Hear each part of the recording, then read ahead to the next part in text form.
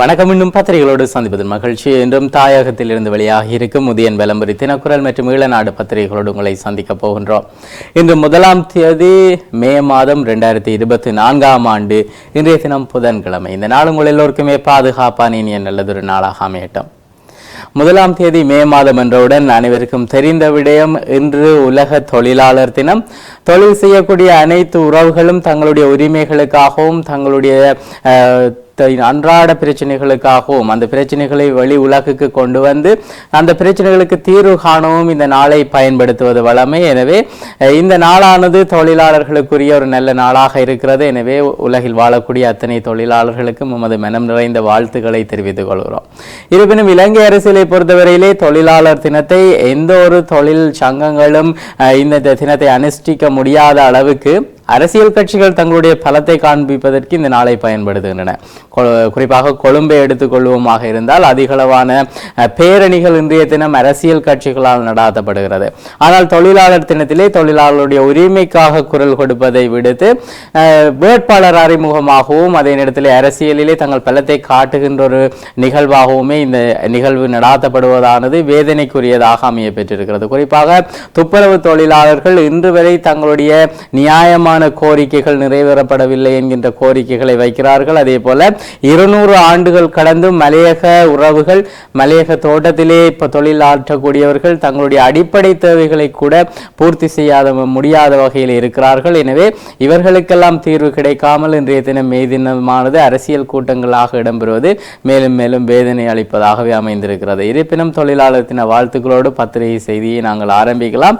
தமிழ் அரசியலை பொறுத்தவரையிலே பொது வேட்பாளர் ஒருவரை நிறுத்துவதானது நிச்சயமான ஒரு தேவையாக இருப்பதாக சுட்டிக்காட்டப்பட்டு சிவில் அமைப்புகள் அந்த முடிவுக்கு வந்திருக்கிறார்கள். அது சார்ந்த செய்திகள், அதே போல மே தினம் தொடர்பான செய்திகள், தமிழ் தலைவர்கள் ஒன்றிணைந்து தமக்கான தீர்வை முன்வைக்க வேண்டும் என்கின்ற விடயங்கள் வலியுறுத்தப்பட்டிருக்கிறது. அதே போல பல்வேறு முக்கிய செய்திகளை தாங்கியதாக இன்றைய பத்திரிகைகள் வந்திருக்கிறது. எனவே நாங்கள் பத்திரிகைக்குள்ளே செல்லலாம். முதலிலே உதயன் பத்திரிகையின் தலைப்பு செய்தியாக அமைய பெற்றிருப்பது, ஜனாதிபதி தேர்தலிலே பொது வேட்பாளரை நிறுத்துவது நிச்சயம், தாயக சிவில் சமூகத்தினர் கூட்டாக நேற்று தீர்மானம் என அந்த செய்தியில் குறிப்பிடப்பட்டிருக்கிறது. குறிப்பாக ஜனாதிபதி தேர்தலிலே பரந்துபட்ட பேச்சுகள் மற்றும் நடவடிக்கைகளின் அடிப்படையில் தமிழ் பொது வேட்பாளர் ஒருவரை நிறுத்துவதென சிவில் சமூகத்தினர் கூட்டாக தீர்மானித்திருப்பதாக அந்த செய்தியிலே சொல்லப்பட்டிருக்கிறது. அந்த செய்தியானது மேலும் விரிவடைந்து செல்கிறது. குறிப்பாக வவுனியா வாடி விடுதியிலே நேற்றைய தினம் செவ்வாய்க்கிழமை இடம்பெற்ற கலந்துரையாடலின் அடிப்படையில் இந்த தீர்மானம் மேற்கொள்ளப்பட்டதாக சொல்லப்படுகிறது. தமிழ் மக்கள் ஒரு தேசிய இனம் என்கின்ற அடிப்படையில் தமது இறையாண்மையையும் சுய நிர்ணய உரிமையையும் பிரயோகிப்பதற்கான ஒரு களமாக எதிர்வரும் ஜனாதிபதி தேர்தலை கையாள்வதென ஜனாதிபதி தேர்தல் தொடர்பான நிலைப்பாட்டை ஈழத்தமிழ் மக்களுக்கான பொது வாக்கெடுப்பை கையாள்வது தொடர்பான விடயங்களையும் இந்த சந்திப்பிலே பேசியிருக்கிறார்கள். அது சார்ந்து அந்த செய்தியானது மிக விரிவாகவும் பல முடிவுகளை தாங்கியதாகவும் அமைந்திருக்கிறது. இதே நேரத்திலே 13வது திருத்தமே தமிழர்களுக்கு தீர்வாம் எரிக் சொல்ஹெய்ம் தெரிவிப்பு என்கின்ற செய்தி தரப்பட்டிருக்கிறது. தமிழர்களின் இன பிரச்சனைக்கு 13வது திருத்தமே தீர்வாக அமையும், அது விரைவிலே நடைமுறைப்படுத்தப்படும் என்று நோர்வேயின் இலங்கைக்கான முன்னாள் தூதுவரும் விடுதலை புலிகளின் உடனான பேச்சுவார்த்தைகளிலே நடுநிலைமையாக செயற்பட்டிருந்த நோர்வேயிலே அந்த நோர்வேயினுடைய தூதுவராகவும் இருந்திருக்கக்கூடியவர் எரிக் சொல்ஹெய்ம். அவர் யாழ்ப்பாணம் அல்லைப்பிட்டியிலே அமைந்துள்ள கடலுணவு நிறுவனம் ஒன்றுக்கு களப்பயணம் மேற்கொண்ட போது இந்த கருத்துக்களை பதிவு செய்திருக்கிறார். யாழ் மாவட்டத்தில் உள்ள பொருளாதார சமூக சுற்றாடல் நிலைமைகளை குறித்து ஆராய்வதற்காக வருகை தந்துள்ளேன். தமிழீழ விடுதலை புலிகளுக்கும் இலங்கை அரசாங்கத்துக்கும் இடையிலான சமாதான நடவடிக்கைகளின் போது ஒருவனாக செயற்பட்ட நான் தற்போது மீண்டும் ஒரு தடவை யாழ்ப்பாணத்துக்கு வந்திருக்கிறேன். இலங்கை தமிழ் மக்களின் பிரச்சனைகளுக்கு தீர்வு காணப்பட வேண்டுமாயின் சிங்கள முஸ்லிம் தமிழர்கள் என்ற வேறுபாடு இல்லாமல் அனைவரும் ஓரணியிலே செயற்பட வேண்டும். தமிழ் மக்களினுடைய இனப்பிரச்சனைக்கு 13வது திருத்த சட்டமே அடிப்படையாக அமையும். அதே நேரத்திலே கீழ்மட்டம் நோக்கி அதிகாரம் பரவலாக்கப்பட வேண்டும். அதாவது 13வது திருத்த சட்டத்தின் கீழ் காணப்படுகின்ற மாகாண சபை ஊடாக அதிகாரங்கள் கிடைக்கப்பட வேண்டும் என்கிற விடயங்களை அவர் வலியுறுத்தி தெரிவித்திருக்கிறார். இதே நேரத்திலே பொது வேட்பாளர் தெரிவிலே ஓரணியில் செயற்படுமாறு காணாமலாக்கப்பட்டோரின் உறவுகளும் வலியுறுத்தி இருக்கிறார்கள். குறிப்பாக எந்த முடிவெடுப்பதாக இருந்தாலும் ஒன்றுபட்டு எடுக்குமாறு அவர்கள் கோரியிருக்கிறார்கள். ஜனாதிபதி தேர்தலிலே தமிழ் பொது வேட்பாளர் ஒருவரை நியமிப்பதற்கு எல்லோரும் ஒற்றுமையாகவும் ஏகமனதாகவும் சரியான தீர்மானங்களை மேற்கொள்ள வேண்டும் என காணாமலாக்கப்பட்டவர்களின் உறவினர்கள் வேண்டுகோள் விடுத்ததாக அந்த செய்தி செய்தியிலே சொல்லப்பட்டிருக்கிறது. ஆயுதங்கள் தேடப்பட்ட விடயம் நாம் அறிந்த விடயம். நேற்றைய பத்திரிகைகளிலும் அதிலே அது சம்பந்தமான செய்திகள் குறிப்பிடப்பட்டிருந்தன. யாழ்ப்பாணம் காரைநகர் பகுதியிலே ஆயுதங்களை தேடி விசேட அதிரடி படையினரால் நேற்று முன்னெடுக்கப்பட்ட அகழ்வு பணி ஏமாற்றத்தில் முடிவடைந்திருப்பதாக அந்த செய்தியிலே சொல்லப்பட்டிருக்கிறது. வெற்று காணிக்குள்ளே 3 வாள்கள் மீட்கப்பட்டிருக்கக்கூடிய விடயங்கள் தரப்பட்டிருக்கிறது. உரிம்பிராயிலே வெற்று காணிக்குள் இருந்து 3 வாள்கள் மீட்கப்பட்டிருக்கிறது.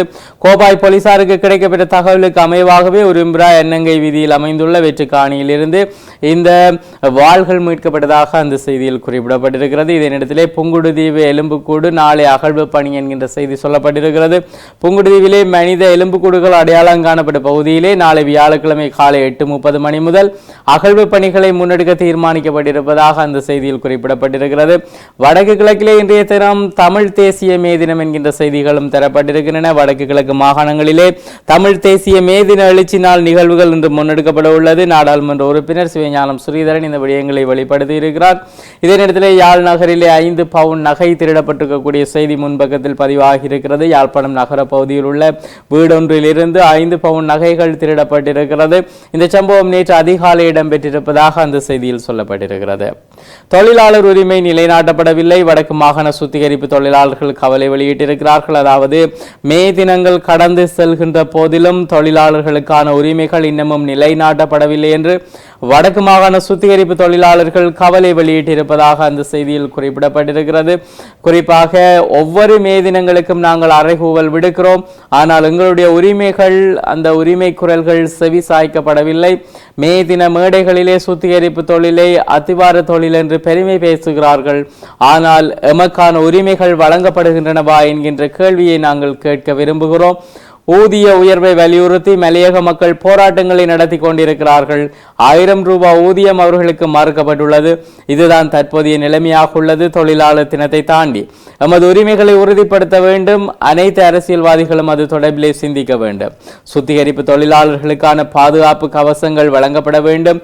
தொழிலாளர்களுடைய பிரச்சனைகளை நாங்கள் முன்வைக்கின்ற போது நாங்கள் அரசாங்கத்தின் விரோதிகள் என கூறுகிறார்கள். பொருளாதார நெருக்கடிக்குள் உரிய ஊதியம் இல்லாமல் நாங்கள் துன்பப்படுகிறோம். அடிமைத்தனம், கொத்தடிமைத்தனம், இந்த 3 அடிமைத்தனங்களிலும் இருந்து தொழிலாளர்கள் விடுவிக்கப்பட வேண்டும். மே தினம் என்பது தொழிலாளர்களுக்கானது. அதை வேறு நோக்கங்களுக்காக மடைமாற்றுவதை விடுத்து தொழிலாளர்களின் உரிமைகளை வென்றெடுக்க அனைவரும் ஓரணியிலே ஒன்றுபடும் போதே நாடு வளர்ச்சி பாதையில் செல்லும் என குறித்த வடக்கு மாகாண சுத்திகரிப்பு தொழிலாளர்கள் தங்களுடைய கவலையை வெளிப்படுத்தி இருக்கிறார்கள். இதே நேரத்திலே நாட்டின் முதன்முறையாக யாழ் மாவட்டத்திலே உணவு பாதுகாப்பு தொடர்பான விடயங்கள் சொல்லப்பட்டிருக்கிறது. யாழ்ப்பாண மாவட்டத்திலே உணவு பாதுகாப்பு திட்டம் நேற்று ஆரம்பித்து வைக்கப்பட்டிருப்பதாக அந்த செய்தியில் குறிப்பிடப்பட்டிருக்கிறது. இதே நேரத்திலே ஆபத்தான போக்குவரத்து 3 பேருந்துகளுடைய வழித்தட அனுமதி ரத்து செய்யப்பட்டிருக்கிறது. அது சார்ந்த செய்திகள் விரிவாக தரப்பட்டிருக்கின்றன. அதாவது வவுனியாவிலே ஆபத்தான போக்குவரத்திலே ஈடுபட்டமை, பேருந்து விபத்துக்களை ஏற்படுத்தும் விதத்திலே பேருந்துகளை செலுத்தியமை உள்ளிட்ட குற்றங்களுக்காக 3 தனியார் பேருந்துகளுடைய வழித்தட அனுமதி ரத்து செய்யப்பட்டிருப்பதாக அந்த செய்தியில் குறிப்பிடப்பட்டிருக்கிறது. இது இன்றைய உதயன் பத்திரிகையின் முன்பக்க செய்திகளாக அமைந்திருக்கிறது. தொடர்ந்து விளம்பரி பத்திரிகையை பார்க்கலாம். தலைப்பு செய்தியாக தரப்பட்டிருப்பது தமிழ் தலைவர்கள் ஒன்றிணைந்து தங்களுக்கான தீர்வு குறித்து தீர்மானிக்க வேண்டும். பிரித்தானிய உயர் ஸ்தானிகர் தெரிவித்திருக்கக்கூடிய விடயங்கள் தரப்பட்டிருக்கிறது. குறிப்பாக தமிழ் தலைவர்கள் அனைவரும் ஒன்றிணைந்து தங்களுக்கு என்ன தீர்வு வேண்டும் என்று தீர்மானிக்க வேண்டும் என்று பிரித்தானிய உயர் ஸ்தானிகர் தெரிவித்திருக்கிறார். ஊடகம் ஒன்றுக்கு பிரித்தானிய பிரத்யேக செவி வழங்கையிலே அவர் இந்த விடயங்களை பதிவு செய்திருக்கிறார். வடக்கு விஜயத்தின் போது பொதுமக்களை சந்தித்துள்ளீர்கள், அவர்கள் என்ன கூறினர் என கேட்கப்பட்ட கேள்விக்கு அவர் பதிலளித்திருக்கிறார். அங்கு மிகவும் உறுதியான, மிகவும் சுறுசுறுப்பான, மிகவும் ஆற்றல் மிக்க நபர்கள் உள்ளனர்.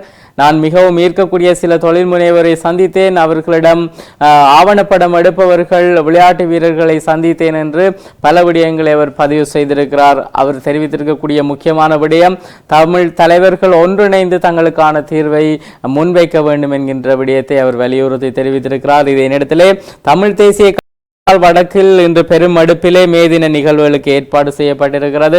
அது சார்ந்த செய்திகள் விரிவாக தரப்பட்டிருக்கின்றன. சர்வதேச தொழிலாளர் தினத்தில் வடக்கில் இன்றைய தினம் பெருமடுப்பிலே கொண்டாடுவதற்கு தமிழ் தேசிய கட்சிகள் ஏற்பாடு செய்திருக்கிறது. மே தினத்தை அலங்கரிக்கும் வண்ணம் ஊர்வலங்களும் பிரதான மேடை நிகழ்வுகளும் நடைபெற இருப்பதாக அந்த செய்தியில் சொல்லப்பட்டிருக்கிறது. சொல்ஹெய்ம் யாழ் வருகை என்கின்ற செய்தி சொல்லப்பட்டிருக்கிறது. அது சார்ந்த செய்திகள் நேற்றைய தினமும் எதிர்பார்க்கப்பட்ட விடயம். நேற்றைய பத்திரிகைகளிலே அவருடைய வரவு குறித்து குறித்து குறிப்பிடப்பட்டிருந்தது. இன்றைய தினம் அது குறித்து விரிவான செய்தி தரப்பட்டிருக்கிறது. உழைக்கும் பெருக்கும் அனைவருக்கும் இனிய தொழிலாளர் தின வாழ்த்துக்கள் தெரிவிக்கப்பட்டிருக்கிறது விளம்பர பத்திரிகையிலே. அதே நேரத்தில் வவுனியாவிலே 3 தனியார் பேருந்துகளுடைய அனுமதிகள் ரத்து செய்யப்பட்டிருக்கக்கூடிய செய்திகள் தரப்பட்டிருக்கின்றன. விபத்துக்களை ஏற்படுத்தும் விதத்திலே பயணித்ததாக சொல்லப்பட்டு அந்த பயண அனுமதிகள் ரத்து செய்யப்பட்டிருக்கிறது. யாழ்ப்பாணம் நோக்கி ஈபோசாவிலே பயணித்தவர் பேருந்திலேயே மரணமாகி இருக்கக்கூடிய ஒரு செய்தி தரப்பட்டிருக்கிறது. கண்டியிலிருந்து யாழ்ப்பாணம் நோக்கி அரச பேருந்திலே பயணித்த நபர் ஒருவர் நேற்று செவ்வாய்க்கிழமை பிற்பகல் பேருந்தின் இருக்கையிலேயே உயிரிழந்த சம்பவம் ஒன்று சாவோச்சேரி நகரை அண்மித்து இடம்பெற்றிருப்பதாக அந்த செய்தியில் சொல்லப்பட்டிருக்கிறது. உயர் நீதிமன்ற நீதியரசர்களை நியமிக்கவோ பரிந்துரைக்கவோ ஜனாதிபதிக்கு நீதிமன்றத்தால் இடைக்கால தடை விதிக்கப்பட்டிருக்கிறது. அதாவது பிரதம நீதியரசர் தவிர உயர் நீதிமன்ற நீதியரசர்களை நியமிக்கவோ அல்லது பரிந்துரைக்கவோ ஜனாதிபதிக்கு இடைக்கால தடை உத்தரவு பிறப்பிக்கப்பட்டுள்ளது. அக்டோபர் 4ஆம் தேதி வரை அமலாகும் வரையிலே இந்த தடை உத்தரவு பிறப்பிக்கப்பட்டிருப்பதாக அந்த செய்தியிலே சொல்லப்பட்டிருக்கிறது. குளியல் அறையிலிருந்து ஆணினுடைய சடலம் மீட்கப்பட்டிருக்கிறது. மானிப்பாயிலே இந்த துயர சம்பவம் இடம்பெற்றிருக்கிறது. ராசநாயகம் சிவகுமார் வயது 60 இவரே இவ்வாறு சடலமாக மீட்கப்பட்டிருக்கிறார். மஹிந்தவை சந்தித்த சீன தூதுவர் தொடர்பான செய்தி வெளிப்படுத்தப்பட்டிருக்கிறது. இலங்கைக்கான சீன தூதுவர் மற்றும் அவரது பாரியார் ஆகியோர் தமது இல்லத்துக்கு வருகை தந்து தன்னை சந்தித்ததாக முன்னாள் ஜனாதிபதி மஹிந்த ராஜபக்ஷ தெரிவித்திருக்கிறார்.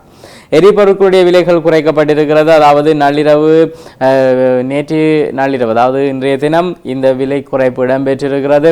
விலை சூத்திரவு குறைப்புக்கு அமைய இந்த விலை குறைப்பு இடம்பெற்றதாக சொல்லப்படுகிறது. அதன்படி ஒக்டேன் 92 ரக பெட்ரோல் ஒன்றின் விலை 3 ரூபாவால் குறைக்கப்பட்டுள்ள நிலையில் அதனுடைய புதிய விலை 368 ரூபாவாக நிர்ணயிக்கப்பட்டிருக்கிறது. இது இன்றைய விளம்பரி பத்திரிகையினுடைய முன்பக்க செய்திகளாக அமைந்திருக்கிறது. உட்பக்கத்திலே இருக்கின்ற முக்கிய செய்திகளிலே பொது வேட்பாளர் நியமனம் தொடர்பாக அனைவரும் இணைந்து செயற்பட வேண்டும் என காணாமலாக்கப்பட்டோருடைய உறவுகள் கோரிக்கை விடுத்திருக்கிறார்கள். அந்த செய்தி மிக விரிவாக தரப்பட்டிருக்கிறது. மஹிந்தானந்த அழுத்கம விடுதலை கொழும்பு மேல் நீதிமன்றம் இந்த உத்தரவை பிறப்பித்திருக்கிறது.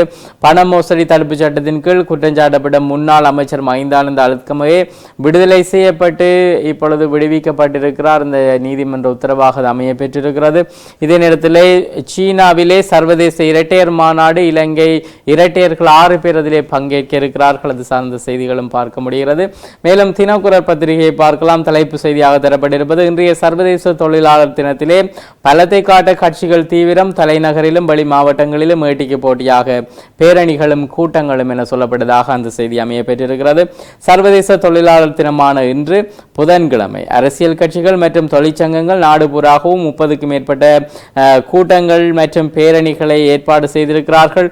இந்த வருடம் தேர்தல் நடைபெற உள்ளதால் பிரதான அரசியல் கட்சிகள் தமது பலத்தை வெளிப்படுத்தும் நாளாக இன்றைய தினத்தை பயன்படுத்த திட்டமிட்டிருப்பதால் ஏட்டிக்கு போட்டியாக மே தின கூட்டங்களையும் பேரணிகளையும் நடத்த திட்டமிட்டிருக்கிறார்கள். இதனால் இந்த முறை மே தின கூட்டங்களிலே அரசியல் பரப்புரைகளுடன் பெரும் எதிர்பார்ப்புகளை கொண்ட கூட்டங்களாக இந்த கூட்டங்கள் அமைய இருப்பதாக அந்த செய்தியில் சொல்லப்பட்டிருக்கிறது. முன்பக்க செய்திகளிலே ஜனாதிபதிக்கு தடை என்கின்ற விடயம் ஏற்கனவே நாங்கள் பார்த்த செய்தி. உயர் நீதிமன்றத்தின் பிரதம நீதியரசரை தவிர ஏனைய உயர் நீதிமன்ற நீதியரசர்களை நியமிப்பதற்கு ஜனாதிபதிக்கும் அரசியலமைப்பு சபைக்கும் உயர் நீதிமன்றம் இடைக்கால தடை விதித்திருப்பதாக அந்த செய்தியிலே சொல்லப்பட்டிருக்கிறது. மின்னல் தொடர்பிலே சிவப்பு எச்சரிக்கை விடப்பட்டிருக்கிறது. நாட்டிலே பல பகுதிகளிலும் மின்னல் தாக்கம் ஏற்படக்கூடிய சாத்தியம் நிலவுவதாக வளிமண்டலவியல் திணைக்களம் எதிர்வு கூறியிருக்கிறது. எனவே வெளியிடங்களிலே பயணிக்கக்கூடியவர்கள், தங்களுடைய தொழில்களை செய்யக்கூடியவர்கள் இது குறித்து அவதானமாக இருக்குமாறு சொல்லப்பட்டிருக்கிறது. 13வது திருத்தம் விரைவில் அமுலாகும் என யாழிலே நம்பிக்கை வெளியிட்டிருக்கிறார் எரிக் சொல்ஹெய்ம். அது சார்ந்த செய்திகள் நாங்கள் விரிவாக பார்த்திருக்கின்றோம். கோவிட்ஷீல்டு தடுப்பூசியால் பக்க விளைவு ஏற்பட வாய்ப்பு இருப்பதாக தயாரிப்பு நிறுவனமே ஒப்புக்கொண்டிருக்கிறது. அதாவது கொரோனாவை கட்டுப்படுத்த போடப்பட்ட கோவிட்ஷீல்டு அந்த தடுப்பூசியால் மிகவும் சில அரிதான பக்க விளைவுகள் ஏற்பட வாய்ப்பு இருப்பதாக அதனுடைய நிறுவனம் தெரிவித்திருக்கிறது. இதே நேரத்திலே கொழும்பில் இருந்து வந்தவர் யாழிலே மயங்கி விழுந்த மரணம் என்கின்ற செய்திகள் பார்க்க முடிகிறது. ஏற்கனவே நாங்கள் பார்த்த செய்தி, குளியல் அறையில் இருந்து சடலமாக மீட்கப்பட்ட ஆணொருவருடைய செய்தி தரப்பட்டிருக்கிறது.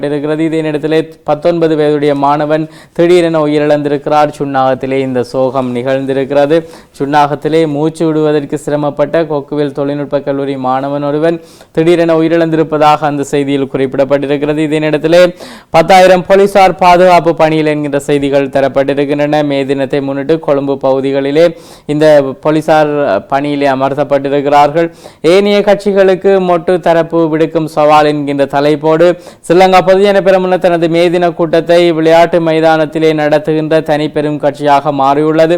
மற்றவர்களுக்கு இதே போன்ற இடங்களிலே தங்கள் மேதின கூட்டத்தை நடத்த முடியவில்லை என பொதுஜன பெரமுனவின் செயலாளர் பாராளுமன்ற உறுப்பினர் சாகர காரியவசம் தெரிவித்திருக்கிறார். இதே நேரத்திலே தாம் அனுமதி பெற முற்பட்ட வேளைகளிலே அனுமதிகள் மறுக்கப்பட்ட விடயம் தொடர்பாக சஜித் பிரேமதாச வெளிப்படுத்தியிருக்கிறார். தமக்கு உரிய அனுமதி மறுக்கப்படாமல் அது அனுமதி கோரப்பட்டிருக்கக்கூடிய ஆதாரங்கள் நம்மிடம் இருக்கிறது, அவை மறுக்கப்பட்டிருக்கிறது. ஆனால் அதன் பின்னர் தாம் அனுமதி கோரியதன் பின்னர் அனுமதி கோரியவர்களுக்கு அந்த இடங்கள் வழங்கப்பட்டது தொடர்பாக அவர் தன்னுடைய கடும் கண்டனத்தை தெரிவித்திருக்கக்கூடிய விடயங்களும் இன்றைய செய்திகளிலே பார்க்க முடிந்தது. 1500 பஸ்களை கோரிய கட்சிகள் தொடர்பான செய்தி, 200க்கு மாத்திரமே கட்டணம் செலுத்தி இருக்கக்கூடிய விடயங்கள் தரப்பட்டிருக்கிறது. அதாவது இலங்கை போக்குவரத்து சபைக்கு சொந்தமான 1500 பஸ்களை மேதின கூட்டங்களுக்காக அரசியல் கட்சிகள் கோரியுள்ளதாகவும் அவற்றிலே 200 பஸ்களுக்கு மாத்திரமே கட்டணம் செலுத்தப்பட்டதாகவும் அந்த செய்தியிலே சொல்லப்பட்டிருக்கிறது. ஜேவிபியின் ஆட்சி ஒரு வருடம் மட்டுமே ஐக்கிய தேசிய கட்சியினுடைய பிரதி தலைவர் அகில விராஜ் காரியவசம் தெரிவித்திருக்கக்கூடிய விடயம் தரப்பட்டிருக்கிறது. ஜேவிபி அதிகாரத்துக்கு வந்தால் ஒரு வருடத்துக்கு மட்டுமே ஆட்சி செய்யும் என ஐக்கிய தேசிய கட்சியினுடைய பிரதி தலைவர் அகில விராஜ் காரியவசம் தெரிவித்திருக்கிறார். ரணிலை போட்டியிட வைக்க கடும் முயற்சி, பிரச்சாரத்தை முன்னெடுக்கவும் போட்டி என்கின்ற செய்திகள் சொல்லப்பட்டிருக்கிறது. ஜனாதிபதி ரணில் விக்ரமசிங்கவை அடுத்த ஜனாதிபதி தேர்தலிலே மீண்டும் போட்டியிட செய்வதிலே ஐக்கிய தேசிய கட்சி தலைவர்கள் கடும் முயற்சிகளை மேற்கொண்டுள்ள நிலையில் அவர் சார்பிலே பிரச்சாரத்தை முன்னெடுப்பதற்கு கட்சி தலைவர்களிடையே போட்டி நிலவுவதாகவும் தெரிவிக்கப்பட்டிருக்கிறது. எரிபொருட்களுடைய விலை குறைப்பு தொடர்பான செய்திகள் வெளிக்கொணரப்பட்டிருக்கிறது. அது சார்ந்த செய்திகளை நாங்கள் விரிவாக பார்த்திருக்கின்றோம். தொடர்ந்து ஈழநாடு பத்திரிகையை பார்க்கலாம். தலைப்பு செய்தியாக தரப்பட்டிருப்பது, ஜனாதிபதி தேர்தலிலே தமிழ் பொது வேட்பாளர், தமிழர் தாயகத்தின் சிவில் அமைப்புகள் கூடி தீர்மானம் எடுத்திருக்கின்றன. சிவில் அமைப்புகள் தமிழ் தேசிய கட்சிகள் இணைந்த பொது கட்டமைப்பை நிறுவ முயற்சி எடுத்திருக்கிறார்கள். இலங்கையின் ஜனாதிபதி தேர்தல் களத்தை ஜனாதிபதியை தெரிவு செய்வதற்கான தேர்தல் களம் என்கின்ற அடிப்படையை நிராகரித்து ஈழத்தமிழ் மக்களுக்கான பொது வாக்கெடுப்பாக கையாள்வதென்றும் இதற்கமைய தமிழ் பொது வேட்பாளரை வரும் ஜனாதிபதி தேர்தலிலே நிறுத்துவதெனவும் தமிழர் தாயகத்தின் மிக முக்கியமான சிவில் அமைப்புகள் கூடி தீர்மானம் நிறைவேற்றியிருப்பதாக அந்த செய்தியில் சொல்லப்பட்டிருக்கிறது. நெருக்கடி தாக்கிய வேளை தப்பியோடாதவரே ரணில், எரிக் சொல்கையும் புகழாரம் சூட்டியிருக்கிறார். இலங்கை ஜனாதிபதி ரணில் விக்ரமசிங்கே அரசியல் அதிசயத்தை நிகழ்த்தியுள்ளார் என நோர்வேயின் இலங்கைக்கான முன்னாள் சமாதான தூதுவர் எரிக் சொல்கையும் தெரிவித்திருக்கிறார். இதனிடத்திலே ஹெகலிய பிணை கோரிய மனு 7ஆம் தேதிக்கு ஒத்திவைக்கப்பட்டிருக்கிறது. வாக்காளர் பட்டியலை சகலரும் சரிபாருங்கள், தேர்தல் ஆணைக்குழு தெரிவித்திருக்கக்கூடிய விடயங்கள் தரப்பட்டிருக்கின்றன. இலங்கையிலே நல்லிணக்க நடவடிக்கைகளுக்கு ஆதரவு வழங்கப்பட்டிருக்கிறது. கனேடிய தூதரகம் இந்த விடயங்களை தெரிவித்திருக்கிறது. இலங்கையிலே நீதி, பொறுப்புக்கூறல், சமாதானம் மற்றும் நல்லிணக்கத்துக்கு வழிவகுக்கக்கூடிய அர்த்தமுள்ள நடவடிக்கைகளுக்கு ஆதரவளிக்க தயார் என்று கொழும்பில் கூடிய கனேடிய தூதரகம் தெரிவித்திருக்கிறது. இதே நேரத்திலே வடக்கில் இன்று மேதின நிகழ்வுகள் என்கின்ற செய்திகளும் பார்க்க முடிகிறது. சகல எரிபொருட்களுடைய விலைகளும் சிறிதளவிலான குறைக்கப்பட்டிருக்கிறது. அது சார்ந்த செய்திகள் பார்க்க முடிகிறது. ஈஸ்டர் தாக்குதல் விசாரணையிலே மக்களுக்கு நம்பிக்கை இல்லை என டிலான் பெரேரா எம்பி தெரிவித்திருக்கக்கூடிய விடயங்களும் இன்றைய பத்திரிகைகளில் இடம்பெற்றிருக்கிறது. இவை இன்றைய பத்திரிகைகளில் இடம்பெற்றிருக்கக்கூடிய முக்கியமான செய்திகள். நாளாந்த முதியன் விளம்பரி தினக்குரல் மற்றும் ஈழநாடு பத்திரிகைகளோடு உங்களை சந்தித்து வருகின்றோம். இன்று முக்கிய செய்திகளை தந்து விடைபெறுகின்றோம். விடைபெறும் நான் ஹோஸ்டோ என்னுடைய கலையத்திலே சிவம் அவர்கள் இணைந்திருக்கிறார். மீண்டும் நாளை பத்திரிகைகளோடு உங்களை சந்திக்கிறோம். நன்றி.